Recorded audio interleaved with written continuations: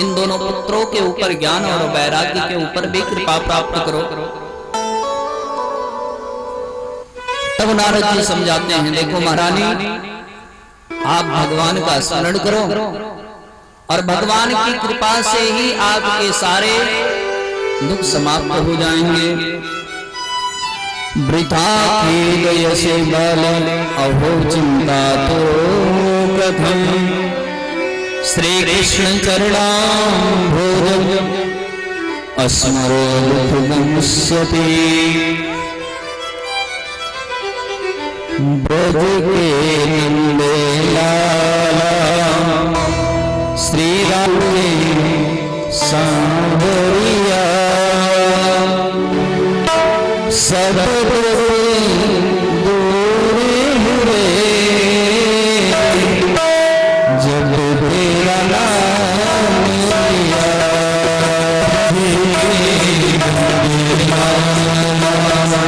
श्री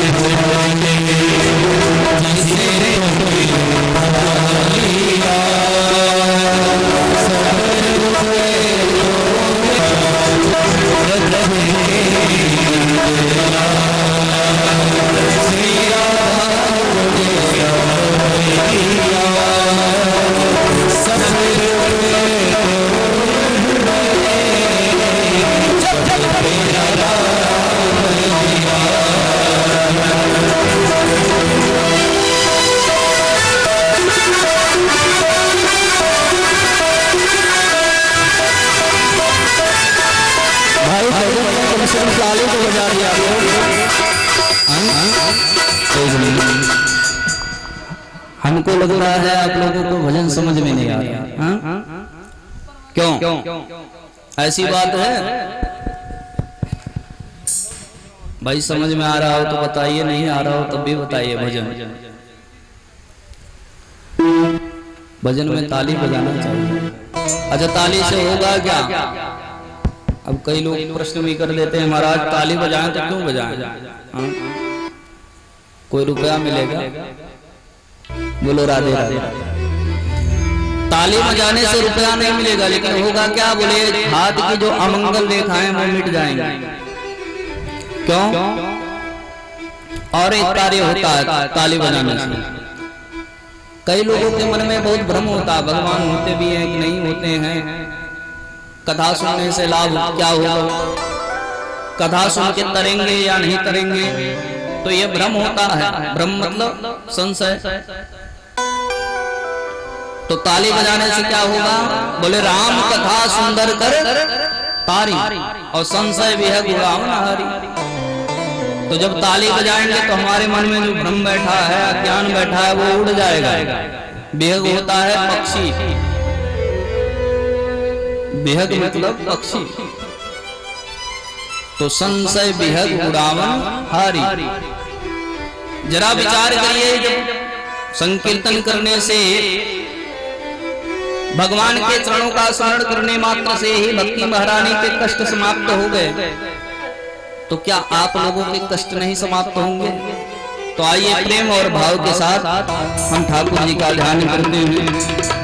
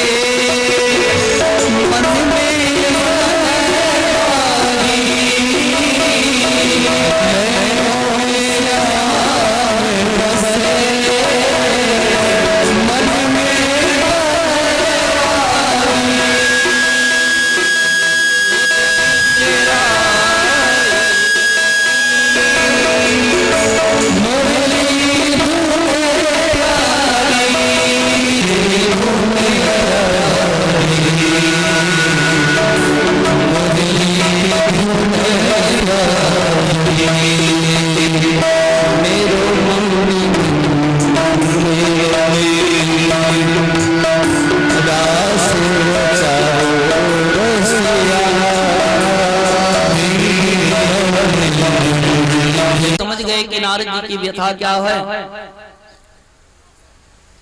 तब सनकादिकों ने नारद जी को समझाना प्रारंभ किया। बस नारद भैया, इतनी सी बात, आप सत्कर्म के लिए दौड़ रहे हैं, तो वो सत्कर्म और कोई नहीं, वो श्रीमद् भागवत महापुराण की कथा है। अच्छा, जरा ये बताइए कि वेद का ही तो सार तत्व है उस श्रीमद् भागवत महापुराण में। तो मैंने वेद सुनाया, वेदांत सुनाया, उससे वो स्वस्थ नहीं हुए, तो क्या श्रीमद् भागवत महापुराण को श्रवण करा देने से स्वस्थ हो जाएंगे? सनकादिक मुस्कुराए नारद जी। जिस प्रकार से कोई आम खाने, किसी के आम खाने की इच्छा हो, तो आम का स्वाद पत्ता खाने से नहीं मिलेगा। स्वाद कब मिलेगा? जब पूरे वृक्ष का सार तत्व निकल के फल के रूप में आएगा, और वो फल जब पकेगा तभी आपको वो स्वाद मिलेगा। उसी प्रकार से वेद क्या है? बोले वेद एक वृक्ष है, और उसी वृक्ष का पका हुआ फल ये श्रीमद् भागवत महापुराण की कथा। सनकादिक ने नारद जी को समझाना प्रारंभ किया। नारद जी,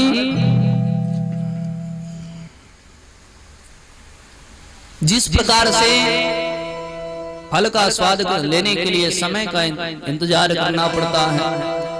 वो स्वाद वृक्ष और डालियों और पत्तियों में नहीं होता। उसी प्रकार से वेद वेदांत को सुनाने से नहीं, लेकिन श्रीमद् भागवत महापुराण के श्रवण से मैं कहता हूं कि ज्ञान वैराग्य स्वस्थ हो जाएंगे।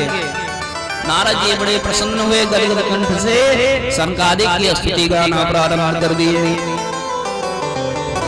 भाग्योदयेन बहुजन्म समर्जितेन सत्संगमं च लभते पुरुषो यदा वै अज्ञान हेतु कृत मोह मदान्धकारं नाशं हि विधाय तदो भयते विवेका।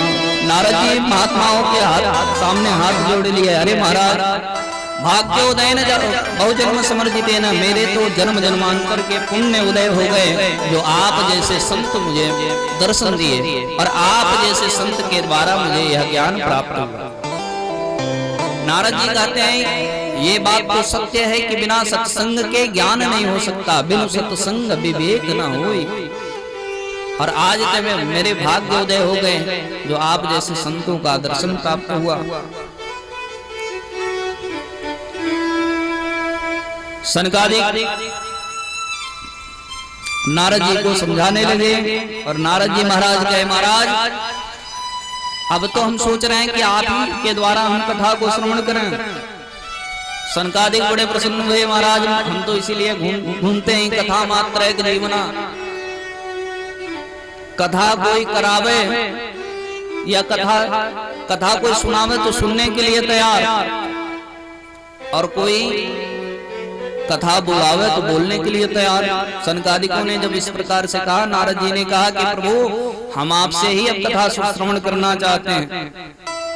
सनकादिकों ने कहा कि नारद जी हमें तो एक ही स्थान अच्छा लगता है जहां पर कथा हम करेंगे। बोले कौन सा? बोले गंगा तट पर एक आनंद नाम का घाट है, गंगा द्वार समीपे तटवानंद नाम का, और उसी गंगा तट पर आनंद नाम के घाट पे हम सभी कथा करेंगे।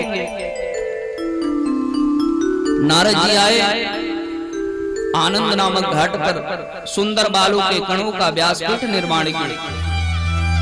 सनकादिक चारों भाई व्यासपीठ पर विराजमान हुए, और सनकादिक जब व्यासपीठ पर विराजमान हुए तो आजकल देखिए कथा सुनने बहुत कम लोग आते हैं, और वो भी जानते हैं क्यों आते हैं। फला व्यक्ति हमारे घर गया था न्योता करने, तो हम भी चले जाएं नहीं नाराज हो जाएगा। तो कथा सुनने नहीं, व्यवहार निभाने आते हैं। हाँ? हम नहीं जाएंगे तो नाराज हो जाएगा। लेकिन जब यहाँ पर सनकादिकों की कथा प्रारंभ हुई तो महाराज भूलोक देवलोक में तीनों लोगों में जो है दूर दूर तक प्रचार होने लगा।